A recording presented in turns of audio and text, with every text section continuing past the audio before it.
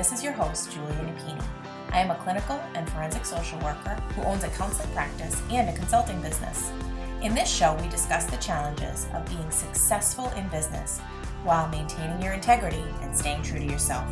Join me while I interview other professionals and share insights from life and experience.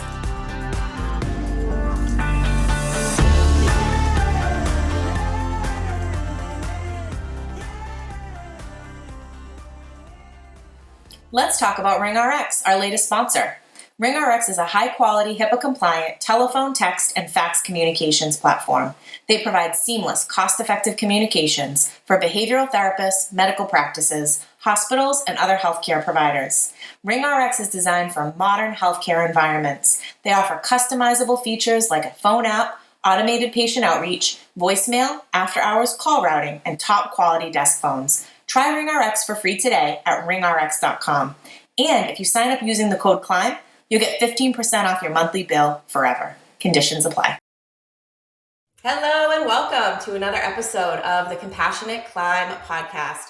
Our guest today is someone that I knew I wanted to get to know better, and what better way to do that than interview her on the podcast. So we travel in a lot of the same circles. We've attended some of the same events. She's doing incredible work out there. So we're going to talk today about vicarious trauma and resilience. And it is incredibly timely with everything that's going on in our world. So Jenny Hughes, welcome to the show. Thank you so much for having me. I'm really glad we were able to make this work. So fill the audience in on your career climb, the aspects of it that are relevant to the work that you're doing now. Yeah, so I'm a psychologist, child psychologist by training, and now I really primarily just work with adults clinically. I have always been a trauma person. So, coming up through grad school, I did a lot of work around child abuse and neglect, parental substance abuse, things like that. Mm-hmm. And then our careers just take us in lots of ways that we can't predict. So I very much came up through academia. I still am a part of academia. And yet there's been all of these twists and turns that I never could have imagined. The first really being moving from focusing on kids, and even I'm an infant mental health specialist. I had really kind of zeroed in on that on internship and postdoc. And at my first faculty position in New Orleans at LSU Health Science Center, they always have to fund the positions, right? They got to pay the salary somehow. And they needed someone over at the trauma center, at the level 1 trauma center. And I was like, okay, fine, let's see what this is like. I had never worked bedside. I had done some integrated primary care and psychiatric inpatient, but all of a sudden I was working bedside with adult survivors of traumatic injury. So nothing I could have ever imagined. Yeah. It's the coolest, most awesome, amazing job I've ever had. And I only left it because I moved to Houston, where my now husband is. And with that move, it kind of coincided with COVID, starting a small part-time private practice and starting to jump into some of that entrepreneurial space.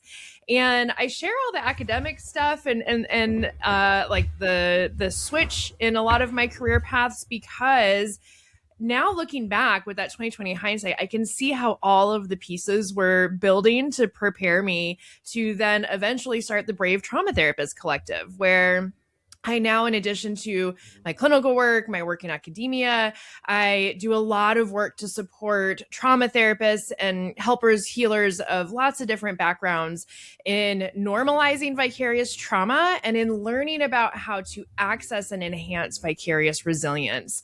And it is something that I'm super passionate about. And it's been really cool to see how that has then also shaped a lot of my trajectory. I am never surprised at how our pivots, and then when we reflect back, that things happen the way that they're meant to. And so kind of taking it a level deeper. So you're kind of on this one path working with one population and in the world of academia, and then you get this opportunity and you take it, and it's a huge shift. Take us back to that a little bit. What about that work do you feel really encouraged you to continue more so on that path afterwards?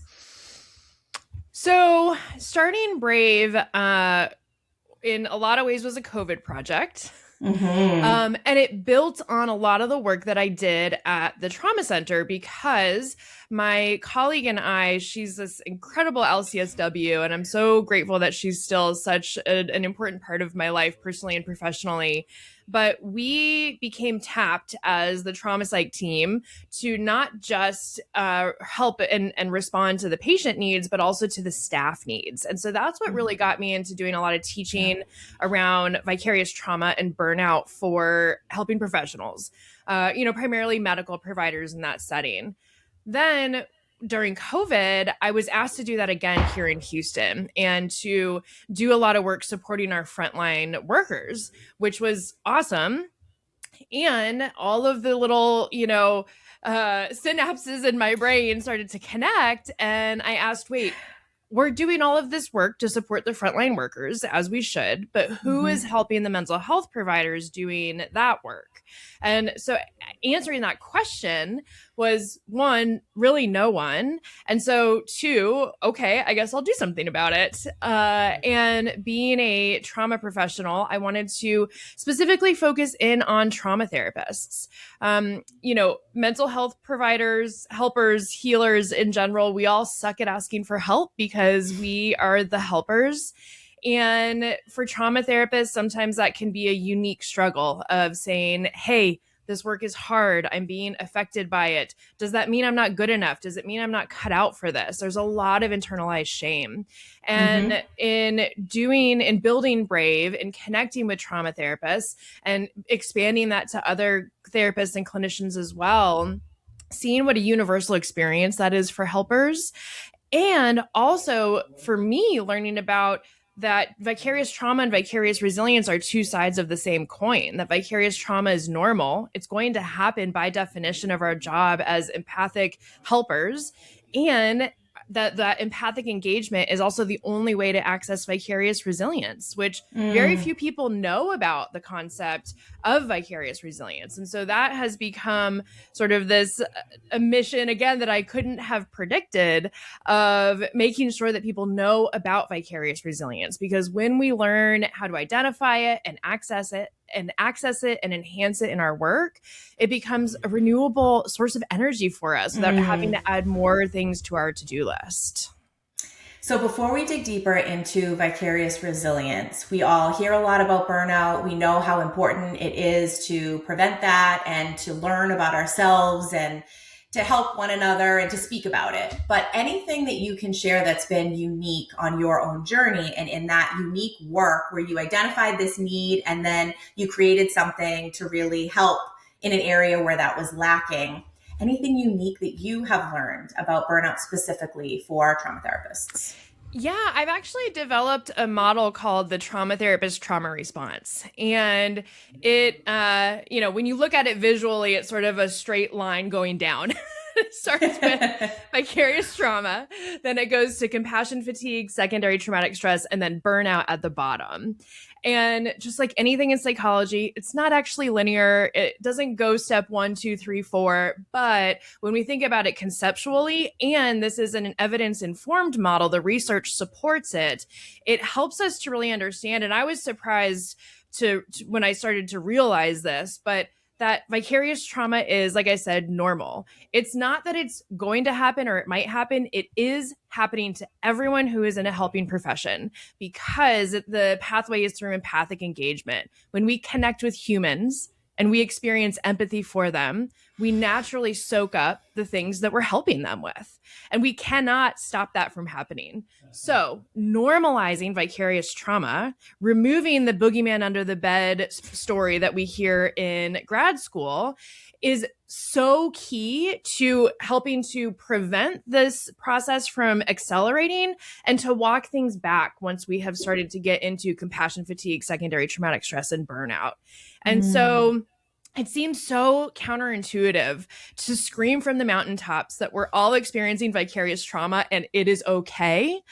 And it is incredibly important for all of us, because then it takes away the need to white knuckle our way through sessions to try and avoid all of the internalized shame and stigma of being affected by our work, of being having that negative self-talk when we naturally think about a client between sessions, or we're concerned about them, or we want to reach out. And so that has been something really surprising for me, and it also is such an important fuel and motivator in my work now. So as you identify this and you're addressing it and naming it and having more conversations about it, what are some of the things that you are recommending to individuals that are in this unique position as helpers, and where and what to do with all of this empathy that makes us so good at our jobs but can sometimes work against us?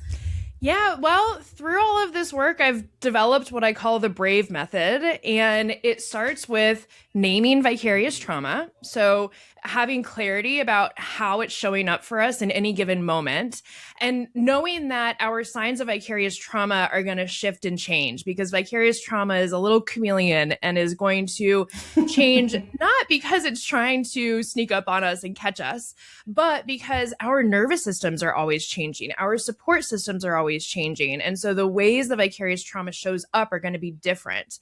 For me, a really common sign of vicarious trauma is being super irritable, especially with my family, the people that are closest to me, and wanting to isolate, wanting to just kind of avoid and push things away.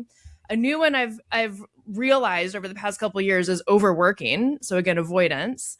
But it can show up in so many different ways, right? So naming vicarious trauma is the very first step, because we can't normalize vicarious trauma if we don't know what it's like for us.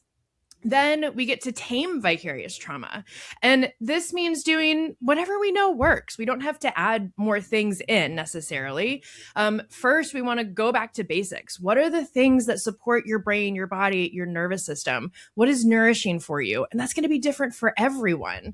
A big part of that is, of course, our relationships, and thinking about our personal and our professional relationships, because no matter what our specialty as a therapist, a clinician, a helper, having professional relationships with colleagues is super important, because our work is so unique. And privacy laws aside, of course, those matter.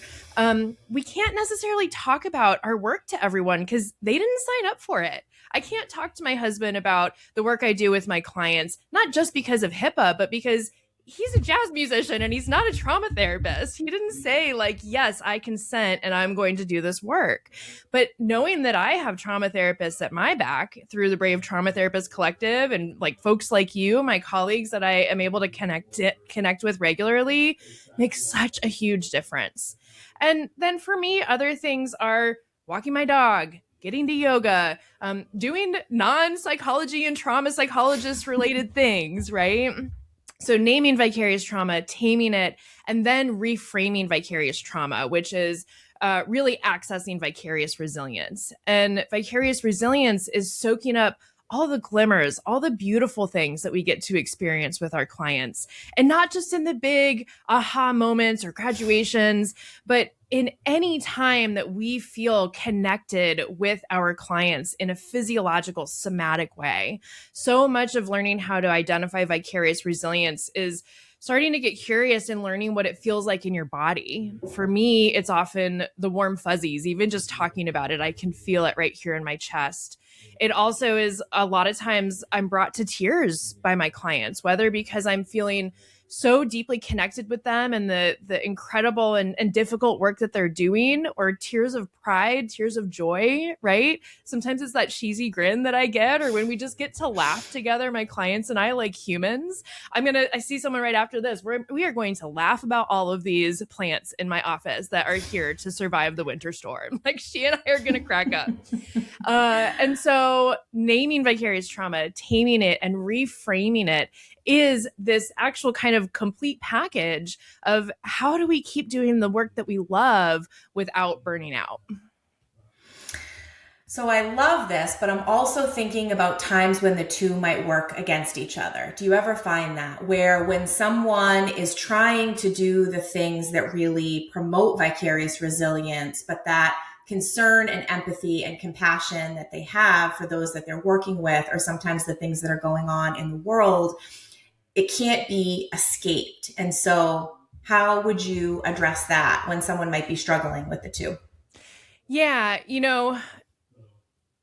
so one thing that you said in terms of people trying to do the things that are going to promote vicarious resilience, I kind of want to dispel that myth for a second first, because we can't do anything to promote vicarious resilience. We have no control about when that's going to happen in our clinical work, because it's something that happens when we are helping the people that we serve. So we don't have control about when it happens. We do have the ability to strengthen our skills of noticing when it's occurring and doing what is going to be helpful to really install that in our brains and bodies, and then enhancing vicarious resilience by shouting it from the mountaintops and telling your colleagues about these beautiful moments. And we're existing within all the other shit that's happening in our lives and in the world. And we can't ignore that. We can't disentangle that. And so a lot of what you're asking too is, how do we know what is what? How do we know what is the impact of our work versus the impact of our lives and current events? How do we honor both of those realities while allowing ourselves to be human and be affected? Something that I've been thinking a lot about lately, just with all of the current events and the collective trauma. I have really young kids, and it is this really weird experience where they are so unscathed in this moment because we don't like watch the news. We don't even have cable in our house. We stream everything. So there's not like news playing. They're not being exposed to this stuff. They're just living their little lives as 2 and 5-year-olds. And it's this really tough position where I'm in of, it's so important for me to foster, to protect, to nourish their childhood, while also knowing what's happening in the world to other 5-year-olds, right? And so that's something that I'm grappling a lot with, is I'm experiencing naturally vicarious trauma and vicarious resilience in my life as a trauma therapist, in my life as an advocate for fellow therapists and clinicians, and in just experiencing the secondary trauma of the news. Mm-hmm. Yeah, I appreciate you sharing that. And that's such a real, tangible example of how our professional and personal lives can really come together in times like this.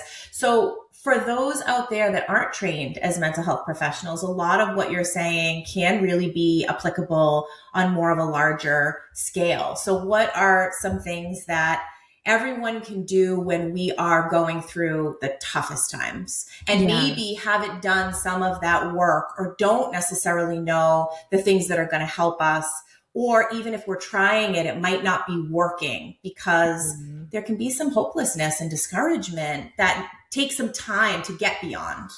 Yeah. So let me first kind of define a couple terms, and then we will talk about what to do.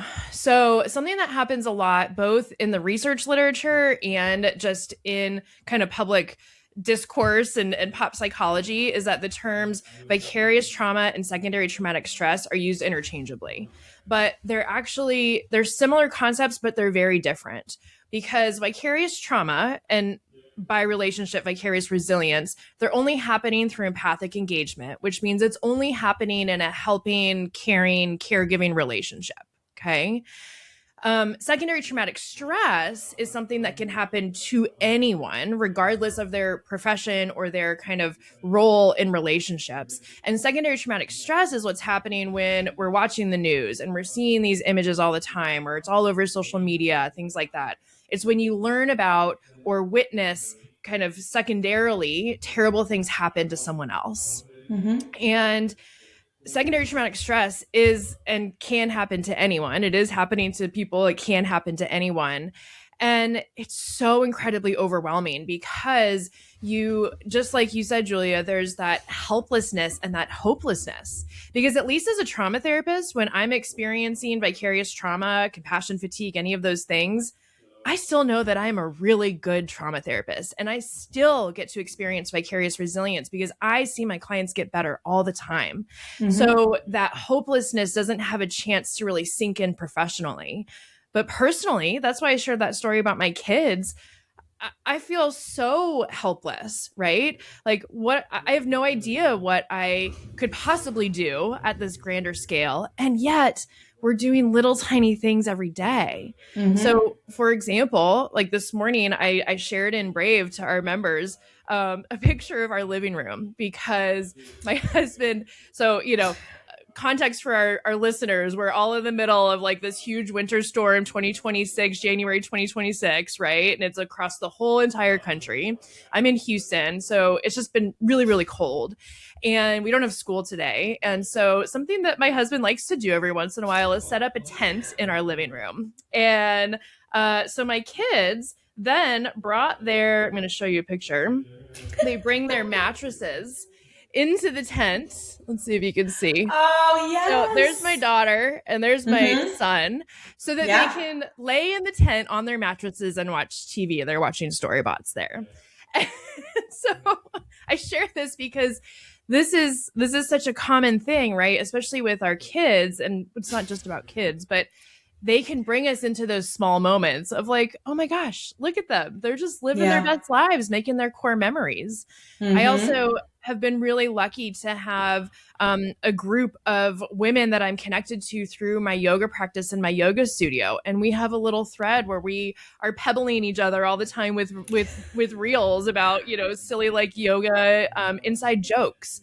So these are small, seemingly meaningless things, and yet they are the glimmers that we actually do get to experience most days in our lives, even as the world is on fire and crumbling down around us seemingly.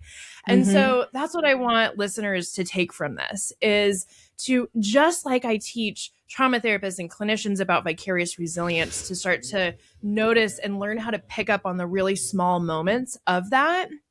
Do that in your life as well. This term glimmers is something we can use really broadly of any time there is a small, medium, big, whatever moment that is bringing you some kind of warmth, some of those warm fuzzies, some kind of even just a moment of a smile on your face.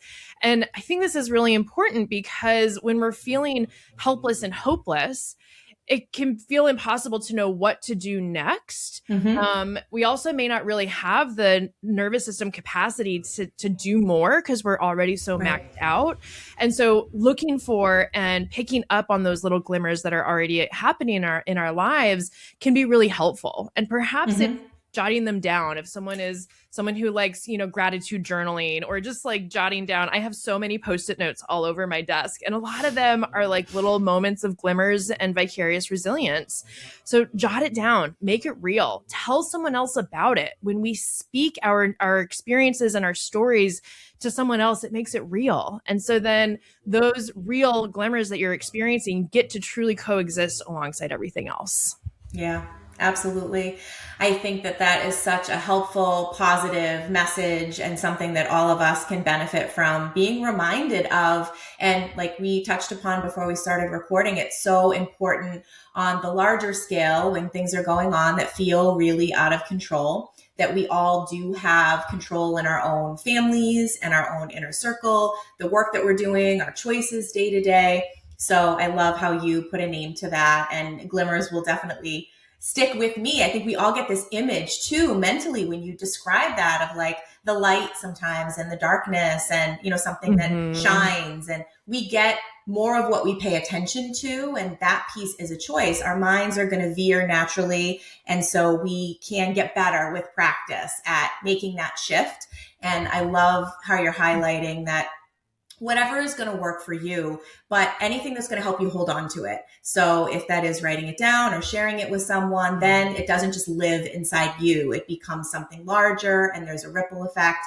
And I'm sure you've seen that. So how does that play out in a lot of what you're offering and obviously the work that you're doing? And definitely share with everyone how they can learn more and get involved.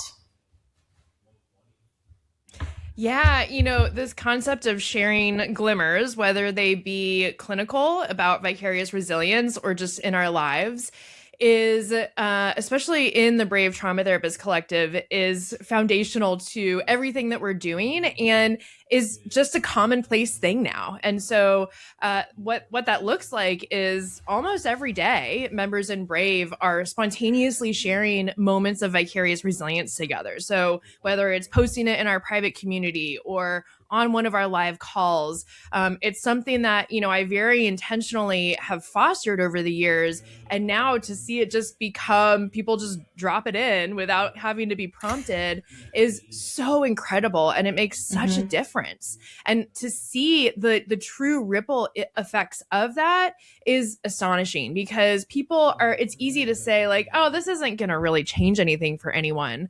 But when you start to see it and experience it yourself over and over again, of, oh my God, that's so cool. I just got to hear Lindsay talk about what it was like to work with this client and do X, Y, and Z today. Or, oh my gosh, look at what Kira's doing with her EMDR training, like thinking about and hearing what these real humans are doing with other humans makes such a difference. And it's just incredible to see these little tiny things grow and expand and make such a big difference. And so, that relates to what we're talking about here too. And you said it a few moments ago, Julia, of like, it can be hard to start to notice some of these glimmers, some of these positive things when our brain is in survival mode and really looking out for the threats. And so be kind and easeful with yourself, and celebrate any tiny moment that you are able to pick up on those things and jot it down or speak it into existence. And know that with that intentional action, it is going to get easier over time. It is going to be something that is just coming up naturally, unprompted, but it's not necessarily an easy undertaking at first. Yeah. Definitely agree. So I'm just thinking about how this looks in real time. So for those of us that do turn on the news, or if we're even just scrolling our feed, a lot of times it's one extreme or the other. We're seeing a lot of the negativity out there in the world, but we could also be seeing things that cause us to compare ourselves and feeling like our wins aren't as great as somebody else's. So I love that you've consciously created this place where people can go. And I even mentioned, this is something that I do myself, is limit the intake. Sometimes I want to be informed, obviously, and have an idea of what's going on in the world, but sometimes it can feel too much when you have this unfettered access to all of this information. But to create such a positive place. And then I see how not only are people impacted by what other people share, but they're going to feel more comfortable and inclined to share more things. They're taking that with them into their day, professionally or personally. They're much more likely to pay attention to those moments that could have been really easily overlooked before. And then having that place to put that where it's supportive and other people get it and understand and are doing similar work. So that's incredible. What are some ways that people can get involved and also learn more about you and some of the speaking that you're doing and learning more about the things that you are sharing through this work? Yeah, so I have a lot of free resources on my website, so braveproviders.com. One that might be of particular interest to folks right now is my Vicarious Trauma Tracker. So it's at braveproviders.com/VT tracker. And it's a really helpful PDF download with a little mini course to really kind of teach the basics of what is vicarious trauma and how do I start to notice it for myself. It's the beginning of that name it, tame it, reframe it framework. We can't even start any of the other processes without knowing what vicarious trauma is like for us. So I definitely would encourage folks to check that out. I also am so excited to be teaching the Brave Method more broadly now. And so I'm doing a lot of work with larger agencies and organizations, leadership teams who are saying this matters to us and it matters to our clinicians and our staff, to make sure that we are really taking a trauma-informed view, not just on the clinical work, but on our leadership within this organization and how we are interacting with and connecting with the clinicians, the staff that are essentially, they're the boots on the ground doing the work.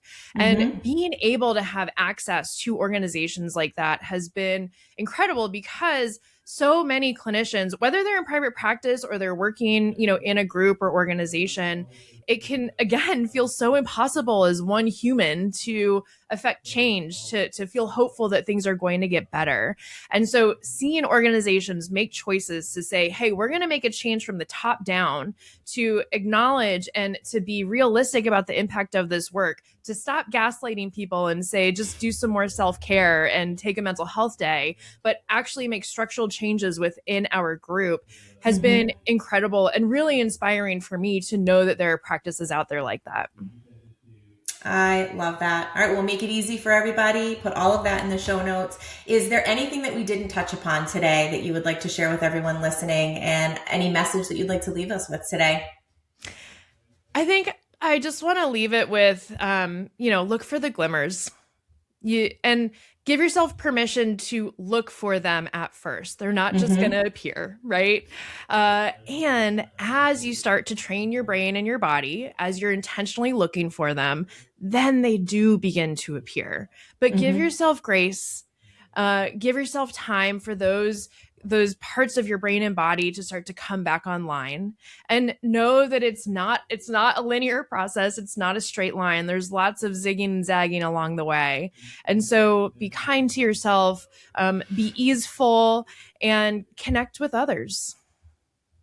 Thank you so much for the work that you do, everything that you shared today, and spreading this message to more and more people. I'm so happy to hear that it is being received well, and that you have an incredible community that you formed, and that these larger entities are in support of trying to bring this into their organizations and starting from the top down, like you said. So thank you so much. Thank you, Julia.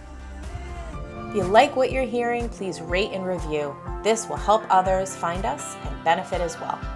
The Compassionate Climb podcast represents the opinions of Julia Napini and her guests.